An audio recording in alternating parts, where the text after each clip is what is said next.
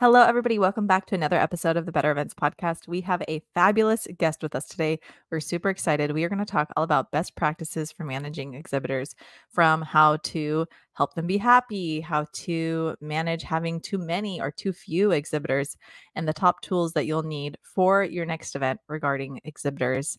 So before we dive into it, we'd also like to plug that you can buy us a coffee if you've been enjoying what you've been listening to either today or for a while. This is something that Logan and I really appreciate. There's a link in the show notes. Basically, it's just a nice gesture to be able to send us some thanks for this free content that we love to continue to provide to you. So thank you so much for your support. Either way, now let's go ahead and get into the episode today.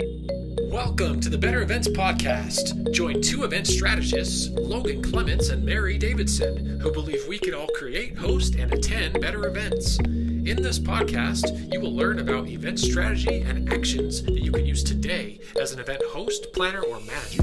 Hear directly from the people who are creating innovative and inspiring events today and tomorrow, and grow your business along the way. Now, let's get started, and thanks for listening to the Better Events Podcast.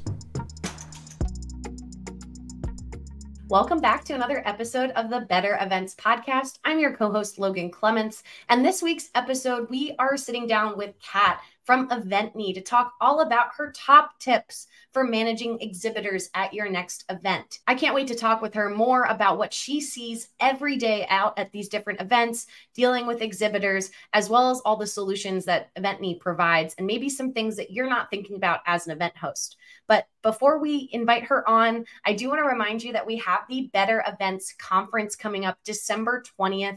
Click the link here in our show notes. It's bettereventspod.com/conference to find out the latest about tickets, the upcoming programming. Like, this is something Mary and I are just so excited for, because it's a way for us to connect with you, our community, as well as for you all to meet each other. Since, you know, on the podcast, we talk about community over competition and just how important that is. And this conference is honestly going to be a manifestation of that. And you're going to walk away with some great connections for the new year to make us all create and host better events. But without further ado, I'd like to introduce Cat. Cat McDevitt has been working with Eventeny for the past year, concentrating on event coverage. She primarily collaborates with events on the Eventeny platform, covering artists, vendors, and exhibitors at festivals across the United States. Through this experience, she's gained invaluable insights into how different festivals and events manage their artists, vendors, and exhibitors. Welcome, Cat. Is there anything you want to add to that lovely bio? Man, I think you pretty much covered it. But yeah, it's been so much fun the past year to just be able to see all of the different, artists, vendors, and exhibitors that each event has, and be able to really talk to them and see the way that they operate and all the different festivals that they go to. It's a great experience. Yeah, I can't wait to learn a lot from you of your best tips for managing exhibitors, vendors, and artists at your next event. But for our listeners, just a little bit of why we asked you here. We met Cat actually through this podcast, and we are so excited to partner with her and the Eventeny team for our next few episodes. Mary and I have gotten to try the platform, which has been really cool, and just how easy, which on this podcast, we love easy, simple, the back end of Eventeny is for organizers. And they seriously do make it simple for managing anywhere from 10, 50, or 500 exhibitors, vendors, and artists. So, Kat, thank you for being here. Thank you for having me. I'm so excited. Yeah. And so, listeners, we love to start nice and broad. So I think we first want to define our terms. So, Kat, if you can tell our listeners a little bit, like, what are exhibitors at an event and why are they so important? Right. So, a lot of the events that we have on our platform are community-based events. And so that's an opportunity for the community to really come together and share their talents with each other. So we coined the term exhibitors. It can mean really anything. We say artists, vendors, and exhibitors because, everybody has a different niche. So we go to a lot of art shows, and then sometimes that'll be people just selling their art. Or, an artist could be musical talent that we have in an event. Like, we just had an event that had Louis the Child, and he would be considered an artist, but he also could be considered an exhibitor versus, somebody who sells jewelry or sells, crafts. They could be a vendor. They also could be an artist. So we say artists, vendors, and exhibitors just to kind of give everybody their due, I guess. But it really, exhibitors at an event is just, anybody who comes to share their talents with their community, whether they're traveling, 100 miles or if it's right in their hometown, just anybody who wants to come and connect and, share their work. Yeah, I definitely use those terms interchangeably. I feel like even sometimes I've used the word like sponsors because these are folks who maybe have paid something to be there. Would you count those guys in there? They kind of fall under one of those buckets as well. Yeah, especially if they are like performing, like for example, at an event I was just at, State Farm was, exhibiting where, they're not really selling like arts and crafts, but they are, they have a little booth, they have a station, they're, providing some sort of service or something to the event. And so they could be a sponsor, an exhibitor, a vendor, it's really like, it can be very interchangeable. Amazing. Yeah. And I think for our listeners who come from just so many different walks of life. I mean, I think the term you're going to hear me use a lot is probably vendors or exhibitors, just because that's how I coin them. But I do feel like, across the board, it's so helpful. Can you share, Kat, a couple examples of exhibitors at events that you've worked with, or vendors or artists? Oh yeah, definitely. I've been to so many events. And so I've been so lucky to see like every different type of exhibitor, honestly, that there could possibly be. Like, for example, I was just at Kansas City Irish Fest, and I was talking to like the bagpipe group that was there, and they're bagpipers and they're a band, and they just like go tour around the country and play the bagpipes. Versus, I was at Music Midtown in Atlanta, and they have like Louis the Child, Sweetie, like more like pop culture, like artists, stuff like that. But then also on the other side, I go to a lot of, county fairs or more local community festivals where it's really like local people who are selling, art and crafts and jewelry.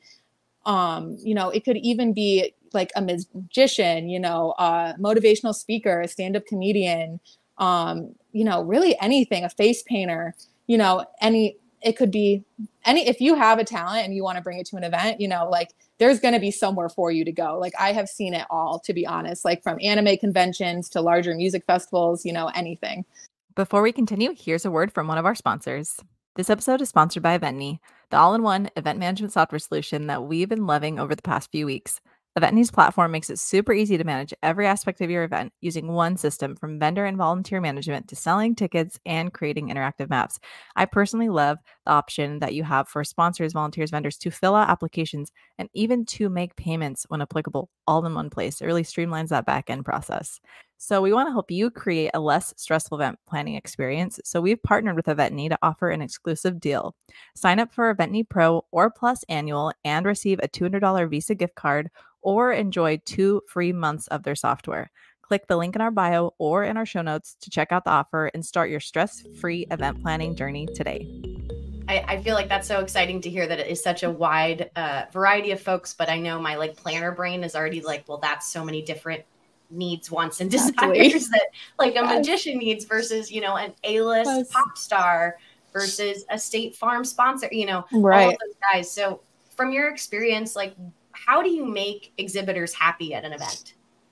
It really can be, there's like so many different parts to it because like you said, there's so many different kinds of exhibitors. But I think that the one overarching theme between all of them is like, this is their livelihood and this is what they love to do. And this is, what they do full time most of the time. Sometimes I'll meet people who exhibit part-time just in the summer, but a lot of the people I talk to, especially the artists or especially, the musical performers, the people who are selling their artwork or the people who are making jewelry, stuff like that, like this is their livelihood. This is what they do. And so I think the most important thing to making them happy is to just really understand that and understand that, this is what they do pretty much all day, every day, all year long.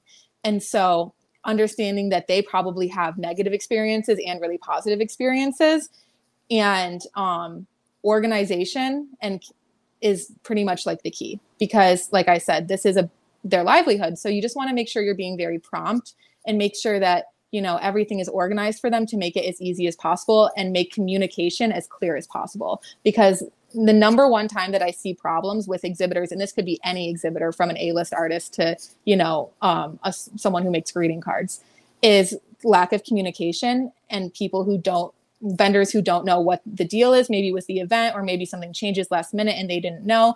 And they're like, this is my livelihood. This is how I make my money. Like I need to be communicated with. And so I think that is like the number one most important thing to making sure that exhibitors are happy, because obviously not everybody's going to be happy all the time. And sometimes things happen that are out of your control.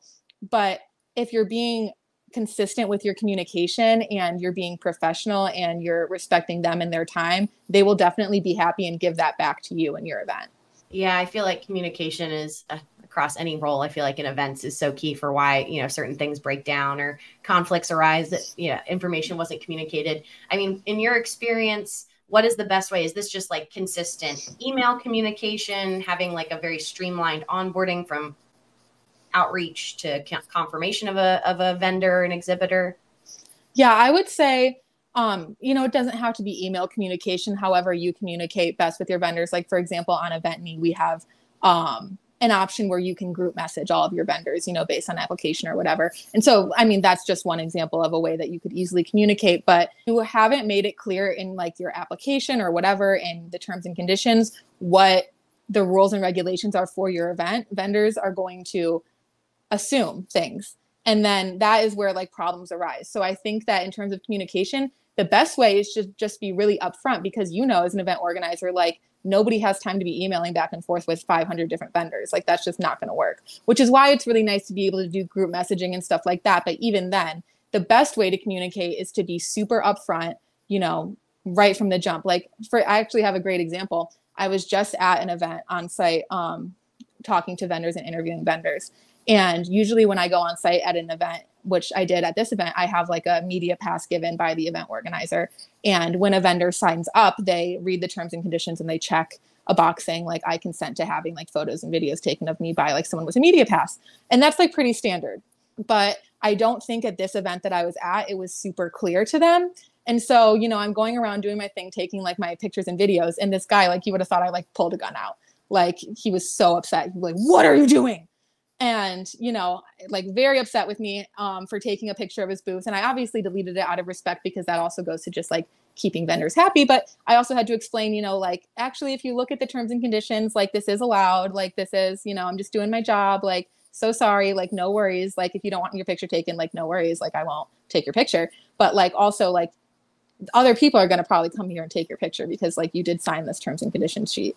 And so I think that making stuff like that clear is a good way to avoid a lot of problems, I mean, that might be for people who do festivals and things like this all the time. I mean, that just even your point of having that in your terms and conditions as a checkbox, I feel like is a really important call out for planners on this podcast to make sure. And we just did an episode a couple of weeks ago about event registration and how important it is to kind of capture all of that information at the start. And I think what I'm inferring is, from your experience, that's also really important with vendors, right? That what those boundaries are, what they can and can't do, and defining that from the get-go. Right.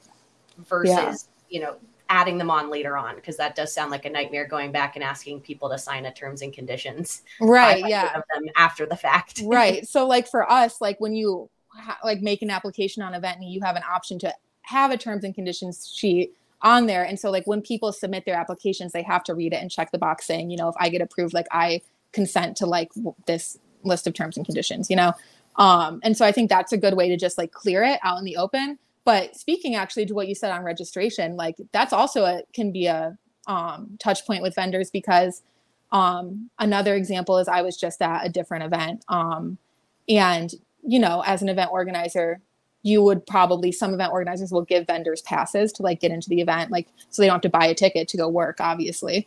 And so the event that I was at, they gave each like vendor group or like food truck or whatever, they would give them 2 passes per day to get in.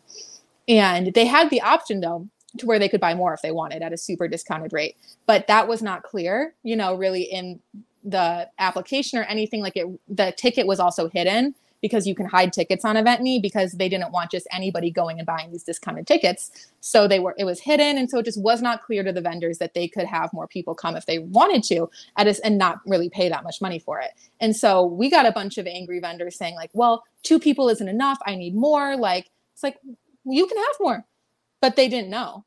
And so like what I ended up doing is going and printing out QR codes for all the vendors to scan to where it would take them to the website to where they could buy more tickets. And it was like, no problem. But the issue, like, it's crazy how big of an issue it was. And people were actually pretty upset. And it was such an easy fix. And it wouldn't have even happened if it had just been clear from the get-go to them that they could buy more tickets, Yeah. Oh, these are great examples. I feel like you got me already taking notes for things that lessons I can learn, especially, I mean, we plugged at the start here. We're doing our own conference. It's virtual, right. But I'm like, I could see some of these issues coming up. And you kind of talked a couple examples here, but just what are some other like common mistakes that you see exhibitors make when it comes to managing their exhibitors, their vendors, their artists? You know, I think one of the most common mistakes that I see, and especially in new event organizers, is, you know, you're so excited, you're planning this community festival, you're so excited to get these vendors out, you're so excited to collect these booth fees, you know, and so you want to get as many, you think, you know, I need to get as many vendors as possible at this event so that people come and have a great time. And, you know, I can totally see that mindset, first of all, because like it totally makes sense. You know, you think the more people I have coming and exhibiting at this event, the more fun it's going to be for everybody. But the thing is that not every event is perfect for every vendor. You know, you got to kind of be mindful of that. And that also speaks to keeping exhibitors happy. Like a good example is I was at a county fair recently. And, you know, this is a county fair. Like there's farm animals, there's dirt, like there's mud. Like it's like a real like county fair in like rural America. And one of the vendors that were there was a sterling silver like jewelry, like jeweler. And, you know, I went up and I'm like, hey, how's it going? You know, how's your booth going? They're like, and this was expensive jewelry. They're like, you know, I'm not selling anything. There's dirt everywhere. Like I'm getting dirt all over my stuff. You know, like I'm not having a good time. And unfortunately, that's just the way it is because this is a county fair. And so that's a great example of like, not every vendor is perfect for every event. And while you might be so excited to have this super cool jewelry maker, you know, at your event, they're not probably going to do that well. This probably isn't going to be the place for them because people are here to look at farm animals. It's great to get as many vendors as possible, but you also have to think about like, is this the right fit? And also, you know, do I have too many of one vendor? I've been to so many events where there's like 6 snow cone guys in like a half square mile area. It's like, we don't need 6 snow cone guys here, you know? And then they're all upset because they're like, there's too many snow cone guys here. I'm not making any money. So yeah, I bet you're not, you know, there's 6 of you.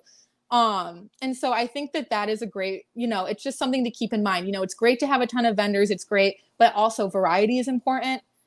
And making sure that they are going to be a good fit for the environment that they're going to be in is also important, I would say. I'm like very curious what your advice would be if you were the conference organizer in this high-end jewelry, like in future, yeah. You know, if someone who clearly isn't a good fit for your event kind of approaches you and is exciting, because like you just said, in your head, it's money for a booth. And you don't want to say, you know, have a bad impression, but how would you, or in your experience, have you like helped coach folks on how to kind of turn down people? Yeah. And that's actually a great question. So the nice thing, I mean, I can only really speak to the Eventeny platform for planning events, but you could do this on any, you know, platform really. We have something on our, when somebody sends in an application, you can accept them, reject them, or waitlist them.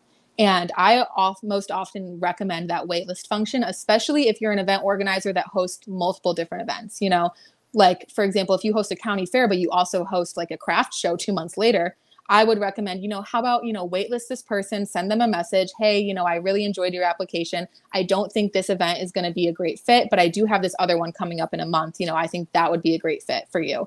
And, you know, all the nice thing about our platform is all those vendors stay in your network. So you could easily reach back out to them and say, you know, hey, here's the application for this event. Like, I really think you should apply. You know, sorry, it didn't work out last time.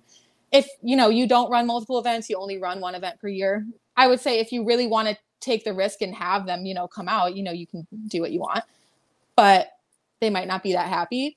I would say probably just guiding them to a different event that they could apply for, you know, and keeping that relationship open, because if you are an aspiring event organizer, maybe next year you will have, you know, an event that they would be more fit for. So instead of flat out rejecting them, I would say always keep that connection open and try and guide them in a different direction, you know, nicely. These are all great takeaways, Cat. I feel like I'm like already thinking of how would I nicely say no to my fancy jeweler person with dirt at a county fair? Because it is, I mean, so much of it is about fit. And we talk about on this podcast, sometimes it's like, you know, when you're confused or maybe you're working with some folks who aren't sure why you're saying no to a vendor. And it's like, you got to connect to your why. What's your why? And then who is it attracting? And making sure that those two things are a really good fit when you're bringing in, I mean, it's sponsors, vendors, exhibitors, anyone, because it just makes everyone happy. You kind of answered my next question, but is is it possible to have too many or too few exhibitors, vendors, or artists at your event? I think both. It's definitely possible to have both. And it kind of speaks to what I was saying just about, being mindful of who you're accepting and being mindful also of where you're placing them. Because, for example, like let's say you have like a 2-acre square lot to like host this event in like a park or something, if you have 7 coffee guys and you put them all like right within like 3 booths of each other, then it's going to seem like you have too many coffee guys, but maybe you really don't. Maybe you just need to spread them out, have them be farther away from each other so that every time there's like one every like, block or so, something like that. Or maybe, you thought, oh, like people, it's winter time. People aren't going to, want snow cones, whatever. We're not going to have like the snow cone guy come, whatever. And then, everyone's like, well, where's the snow cones? I wanted a snow cone. You can have too many, you can have too few, but also beyond just like the physical number, it's really about the organization and like where you're placing these people, because also vendors talk to each other. Like a lot of the times what I've noticed is when I go to a city and I'm talking to like I was just in Kansas City and I'm talking to the vendors there, like they're all from Kansas City and they like know each other and they're buddies with each other, or they are not buddies and don't like each other. And so, and both things can be very true, And so I think that knowing where you're placing your people can really make the difference between making it seem like you have too many vendors or making it, approachable for people. Another great example of just someone who had straight up too many vendors is I was at a like fandom convention and they, I think, accepted like 700 vendors. It's like an indoor thing, it's not outside. And so I'm in the convention hall and it's just like, you can't even really move around, because there's so many vendors and there's so many people. And I'm a claustrophobic person, especially as someone who manages events. You hear about these like crowd scenarios and I don't like that. And so I'm in there and I'm just like, man, like I'm really shoulder to shoulder with people right now. I can't even like go buy something. I want to go look at this person's table, but I feel like I'm being like super rushed and being shoved because there's just so many people here. It's super overwhelming. So I think that you can be mindful of that too, because people, want to enjoy themselves at your event. They don't want to feel like stressed out. Just thinking about how you kind of iterate if your first event you do and you have too few, or maybe that scenario you had too many, like what would your suggestion be to that organizer? Is it raising your booth prices? Is it, or if you had too few, like lowering them, or working to find like those frienders of kind of like what other vendors have friends who might be interested in coming back? Like how would you suggest on kind of making an improvement on that?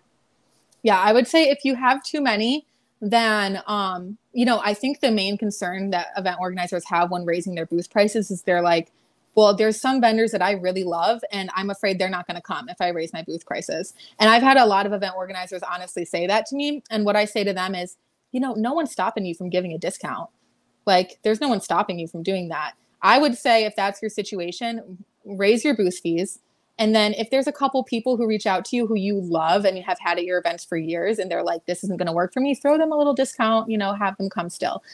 Main point of raising your booth fees is just so you don't get such an avalanche of people applying, especially if you're in a huge like urban area like Atlanta, a lot of like our festivals in Florida, like our Renaissance Festival in Florida, it runs all year long, every weekend for like, I think like 3 or 4 months out of the year.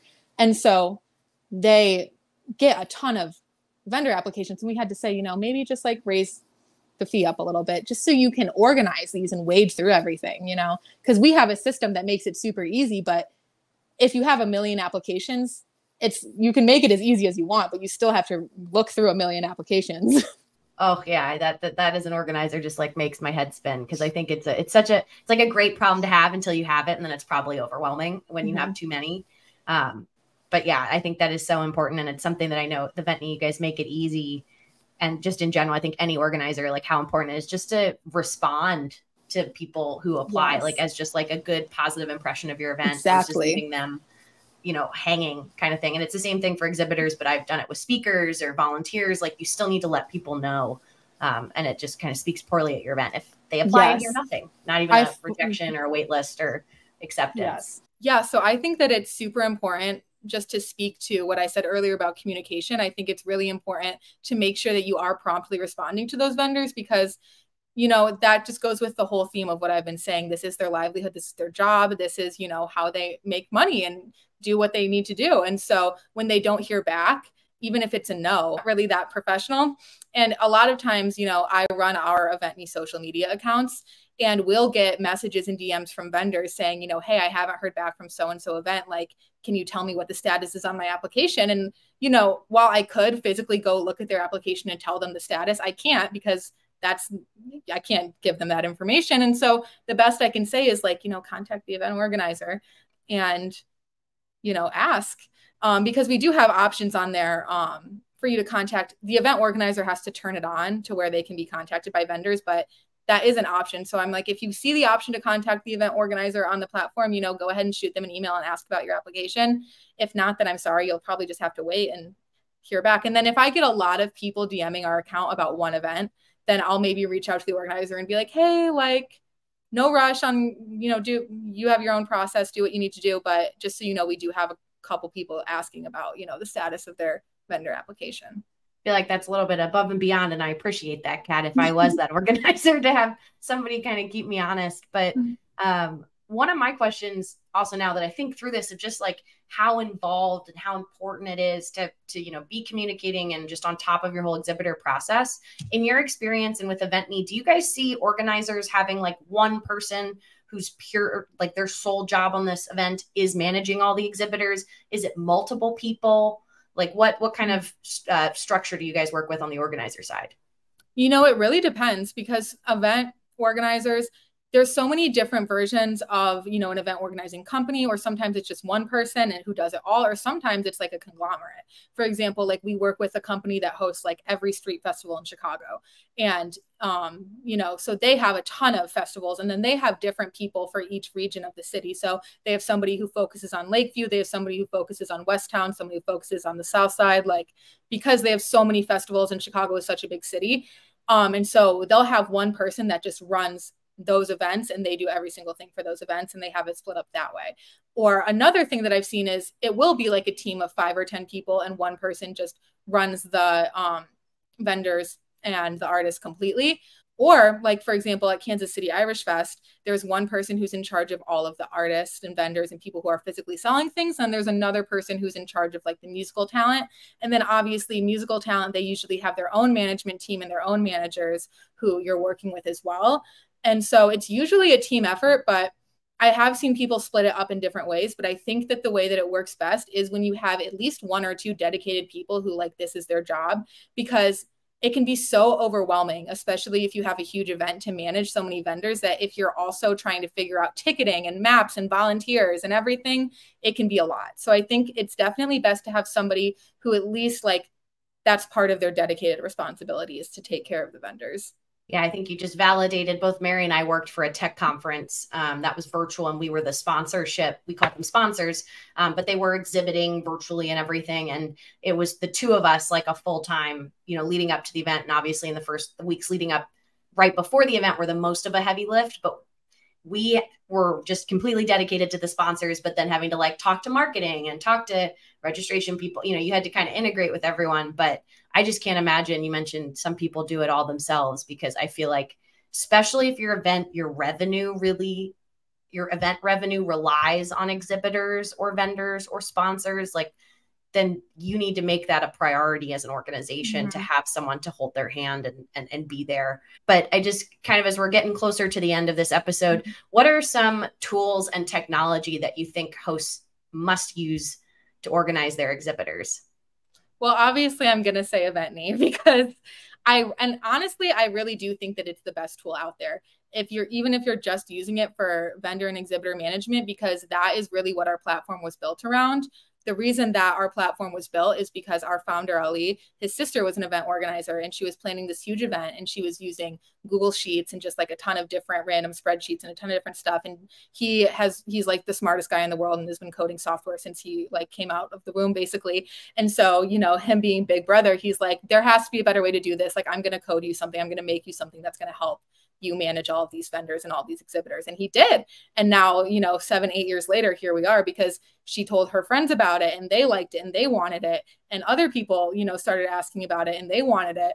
And I think because this is a platform that's built by people who know actually what the struggle is and know what would make it easiest, it is such a user-friendly way to manage all of these different people. Because like I said, you can, sort out applications by, artists, crafters, musical talent. You can make someone made a marriage application on Eventny. You can make any application that you want, and you can sort them by application. You can group message people. You can do just your artists. You can do just people who haven't paid yet. You can do just people who want to have a booth in a specific spot. And then also you can tag vendors. So for example, and I don't think I even spoke to this, but I did want to say this as just like one key takeaway. It's great to have a bunch of vendors come to your event, right? But it's even better to have them come back and have repeat vendors. And so we have something called tagging, where you can, put a little note by somebody's vendor application and say, this vendor was great. Make sure we invite them back next year. Like, I want to invite them back personally. Or you could put a note saying, this guy wasn't so great. Maybe we don't invite him back next year. And so that just makes it so much easier to keep track of everybody, and also just like run your business in the most efficient way possible, to where you're not just getting those booth fees once, you're getting them every time you run the event, because you have people who had a great experience working with your event and want to come back because it's a mutually beneficial situation. And you touched there on something else we love talking about the podcast, of like the post-event experience, of making sure that and I'm thinking just how Eventny is so helpful if you were an organization that maybe has turnover, it's not always the same person in the same role every year, but like that kind of database that has those notes, so that next year's sponsor person, is going in armed with the knowledge of like, we had them last year, they were great. Here, that kind of knowledge transfer I know can be missing for a lot of folks if you are relying more on a Google Sheet or something like that to manage your exhibitors. Oh, the Google Sheets I've seen, I couldn't even begin to describe. I've seen it all the way. You know how like you get to like number 10, it like starts a new letter. I've seen people who have gotten to like J like 9, and there's like 50 people on this Google Sheet, and it's like freezing all the time, because like everyone's trying to edit information and do different stuff and do equations, and mark, someone edited something, but then someone else thought it was different, and they went in and they did it, and it can just really be like scary. And it makes sense why event organizing is like, I think it's like the third most stressful profession like in the world, because you're managing all of these people, you're managing their livelihoods, and you want to make sure not only are these vendors happy, but your attendees are happy, your sponsors are happy, your staff is happy, your volunteers are happy. You want to make everybody happy. And that can be really hard when you don't have any tools whatsoever in place to help you out with that. That's so valuable, of just a tool that kind of keeps it all in one place. And but I think before we wrap up, Cat, is there anything else that you want to add about tips for managing your exhibitors, vendors, and artists? I would say, just if you're an event organizer, you're obviously a very passionate person. You're definitely probably passionate about the events that you host. And I would say just let that come through, and try to find vendors that are also super passionate, and make sure that you're trying to find vendors, artists, exhibitors that speak to what your event is and to the demographics that are going to be there. And that's like how you'll make sure that you're successful. Amazing. Well, Cat, before we let you go, where can listeners find you or learn more about Eventny? Well, you can learn more about Eventny at eventny.com. If you Google us, or we're on Instagram, Twitter, LinkedIn, just under Eventny. If you want to find me personally, my LinkedIn is Cat McDevitt, spelled just like it is on the screen. I'd love to connect. Well, thank you so much, Cat, for having, for being here. And we're going to also have our link in the show notes that we already mentioned here, but we have an amazing referral program with Cat and the Eventeny team. So make sure you use that if you're checking out the platform for your next event and managing all of your exhibitors. Thanks so much, Cat. Thank you so much. Well, that brings us to our bonus tip, which Mary has this week. Hi, Mary here, and I have the bonus tip this week. So for today's bonus tip, make sure that when you are planning an event, that you are creating a planning timeline that goes week by week. This might seem really straightforward. Maybe it's something that you're already doing, but for a while, what I was doing is just like tasks with due dates, and that's helpful. But we started sectioning it off week by week, and to be able to compartmentalize it that way, 1 week at a time, actually really made us have the ability to look ahead and be more proactive by chunking it like that.